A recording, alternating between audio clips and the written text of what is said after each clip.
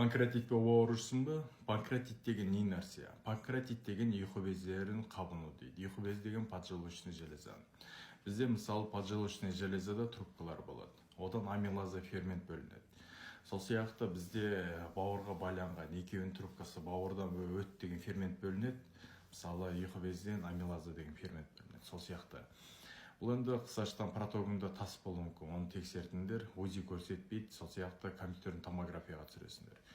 Екіншіден, бұл өт қабыну, мысалы ұйқы без қабынудың причиналары, сендер постоянно тамақ іше бересіңдер. Ауыр тамақ ішуге болмайды біріншіден, екіншіден, тәтті сүтті жарене жесеңдер тоже ұйқы без қабынады. Сол сияқты ұйқы безді құртатын бұл чипсы, энергетиктер, сол сияқты арақ, спиртной, сондайлар құртады. Сондай ішіп қолданып жүрсеңдер, соны тазалау керек. Енді одан кейін қолданбау керек абсолютно. Менде ұйқы бездің травинез боры бар, соны ішіп отырасыңдар, 0,5 банка азабарт етесің, таңертең кешке бір 6 айда ішесіңдер.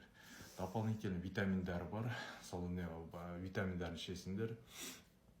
Обязательно В12 витамин обязательно ішесіңдер, повышенная дозировка. Плюс 7 705 664 25 57. WhatsApp-қа жазып аласыңдар, или личкіме жазсаңдар, WhatsApp номер шығады. Ұйқы бездерінде панкреатит, ұйқы бездерінде қабыну болатын болса, комментарий жаз кетіңдер. Сол сияқты енді бұл питание ұстау керек. Диета ұстап керек емес, просто питание ұстайсың.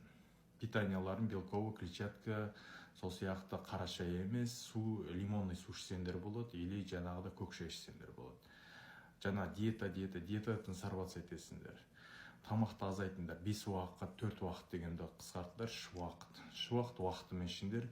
Желательно адамдар аз ішкен тамақты дұрыс, түстен кейін тамақты белковой, сондай астар ішесің, кешке тамақ уже сондай ішесіңдер, и все. Сол сияқты организм ұйқы бездерін қайтадан қалпына келеді.